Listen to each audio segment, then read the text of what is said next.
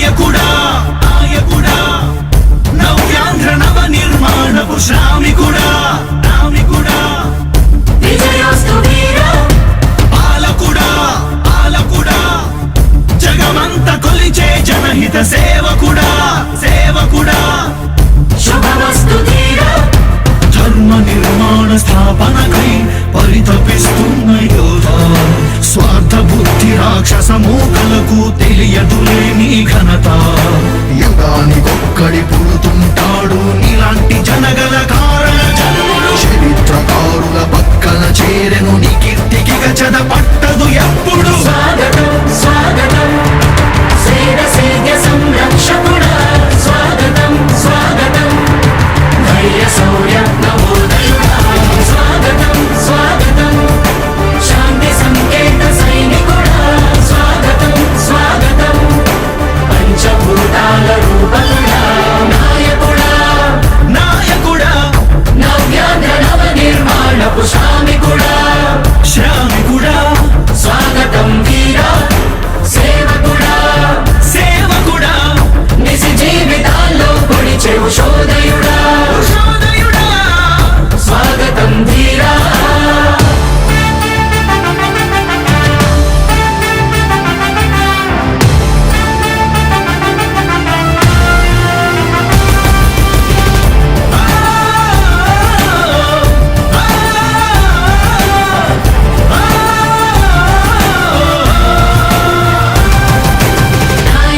మీ అందరికీ కూడా ఒకటే చెప్తా ఉన్నా భరోసా ఇస్తూ దేవుడి దయతో దేవకుడా మీ అందరి చల్లని దీవెనతో జగన్ అనే నేను ఈ స్థానంలోకి వచ్చాను. నాయకుడా దేవుడి దయ మీ అందరి చల్లని దీవెనలు ఉన్నంత వరకు దేవకుడా వాళ్ళు నా వెంట్రిక కూడా పీకలేరు అని చెప్పి కూడా ఈ సందర్భంగా తెలియజేస్తా ఉన్నాను. యుద్ధానికి ఒక రూపం ఉంటే నీలా ఉంటది అంటాం పోరాటానికి స్ఫూర్తి ఎవరంటే నీ చరిత్ర వినిపిస్తాం విజయానికి రారాజు ఎవరంటే నీ నడవడే అంటాం వినయానికి నిజమంటూ ఎక్కడంటే నేను మాత్రమే చూపిస్తాం గజరాజుని భయపెట్టలేవుగా వీధి కుక్కల అరుపులు ఆ సత్యం ప్రతి కుక్కకి తెలుసు ఆ పొద్దు అడుగులు సూర్యకాంతికే తప్పలేదుగా గ్రహణ గడియల నిందలు అవతార పురుష నిన్ను కీర్తించే రోజు ఉంది ఈ మూర్ఖులు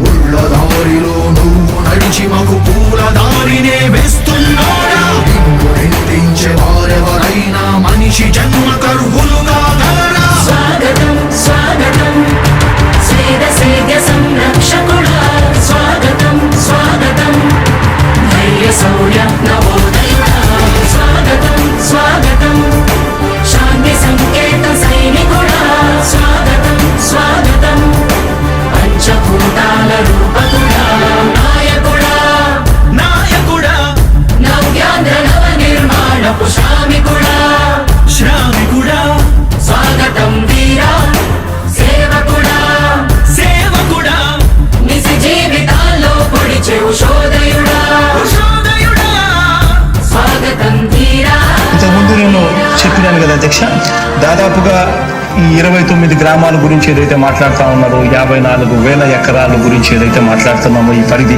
54,000 ఎకరాలు ఇంటూ 2 కోట్ల రూపాయలు అంటే 1,09,000 కోట్ల గురించి ఒకసారి ఆలోచన చేయమని అడుగుతా ఉన్నా అధ్యక్ష.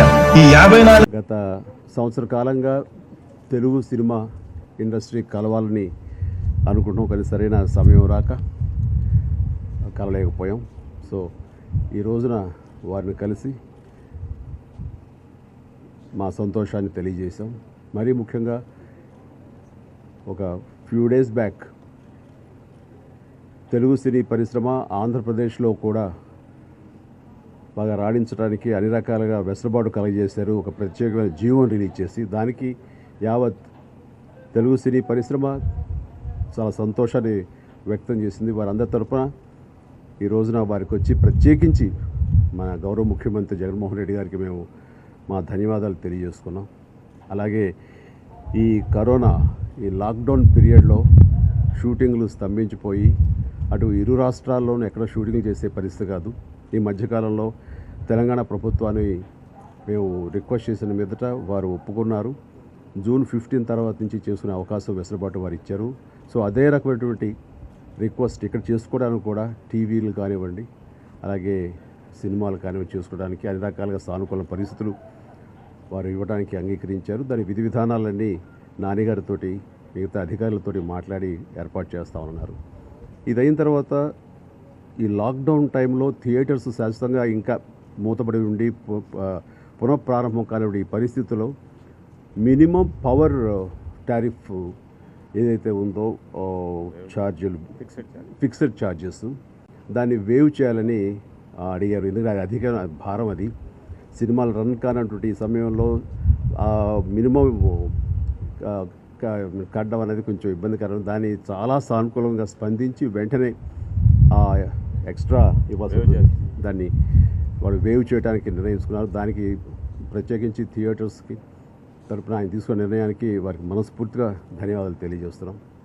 అలాగే నంది అవార్డ్స్కి సంబంధించి లాంగ్ పెండింగ్ ఉంది, అది ఉంది, ఇవన్నీ చేయాలి. చాలామంది ప్రభుత్వం నుంచి ఆ రకమైనటువంటి అవార్డ్స్ ఇచ్చి ప్రోత్సాహం ఎప్పుడు కోరుకుంటారు, దాని మీద దృష్టి సారించాలనగానే వెంటనే స్పందించి ఆయన 2019-20కి సంబంధించినటువంటి సినిమాలు అవార్డ్స్ ఇవ్వడం కోసం నిర్ణయించారు. అండ్ ఈ సంవత్సరంలో ఐ థింక్ ఆ యొక్క వేడుక కూడా, అవార్డు వేడుక కూడా చోటు చేసుకుంటుందని ఆశాభావం వ్యక్తం చేస్తాం.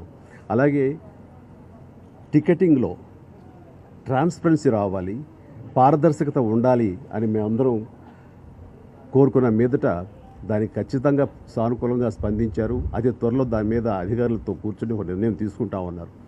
అండ్ అందులో ఫ్లెక్సీ రేట్ అంటే వేరియబుల్ అడ్మిషన్ రేట్ అటు చెన్నై, ముంబై, బెంగళూరు ఇలాంటి నగరాల్లో ఆయా సినిమాలను బట్టి టికెట్స్ ధర పెరుగుతూ ఉంటుంది.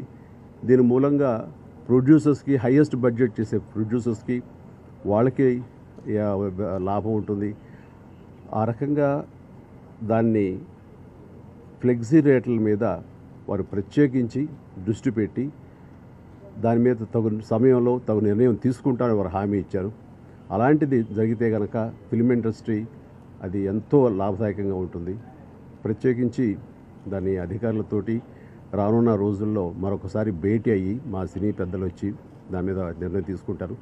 అది జరిగిన రోజున మాత్రం ఇక పారదర్శకత అనేది ఉంటుంది. ఎక్కడ బ్లాక్ మార్కెట్ కానీ అలాగే ఏ రకమైనటువంటి మాల్ ప్రాక్టీస్కి అవకాశం లేదు. ఆ రకంగా చాలా చాలా సానుకూలంగా స్పందించారు. ఇట్లా మేము అడిగినటువంటి ప్రతి దానికి సానుకూలంగా స్పందించారు. తెలుగు ఫిలిం ఇండస్ట్రీ ఈ ఆంధ్రప్రదేశ్లో అన్ని రకాలుగాను అభివృద్ధి చెందడానికి మా వంతు సహాయం చేయడానికి మేము ఎప్పుడు ముందుంటామన్న మాట ఎంతో ఆనందాన్ని అందరిలో అది ఆనందం కలిగింది.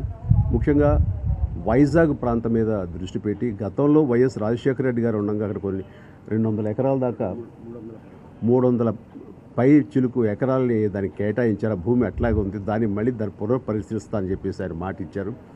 అలా చేయగలిగితే కనుక ఎవరైనా ఇంట్రెస్ట్ ఉండి ఇక్కడ సినిమాలు నిర్మాణాలు చేయాలి, లేదా ఇక్కడ స్టూడియోలు నిర్మించాలి, అవుట్డోర్ యూనిట్లు పెట్టాలనుకున్న వాళ్ళకి అన్ని రకాలుగా ఎంకరేజ్మెంట్ ఇచ్చి ఉత్సాహపరిచే విధంగా వారు స్పందించిన తీరు చాలా అభినందనీయమైంది. అలా అయితే కనుక వైజాగ్ పరిసర ప్రాంతాల్లో సినిమా పరిశ్రమ ఆంధ్రప్రదేశ్లో కూడా బాగా అభివృద్ధి చెందుతున్న ఆశాభావం ప్రతి ఒక్కరిలో ఉంది. ఈ రకంగా అడిగినట్లుగా అన్నీ ఆయన సానుకూలంగా స్పందించినందుకు మనస్ఫూర్తిగా మా తెలుగు సినిమా పరిశ్రమ తరపున మా హృదయపూర్వక అభినందనలు తెలియజేస్తున్నాము, ధన్యవాదాలు తెలియజేస్తున్నాము. Thank you so much. ఇంకేదైనా పాయింట్లు ఉంటే మీరు చెప్పండి. అన్నీ చెప్పండి. Thank you.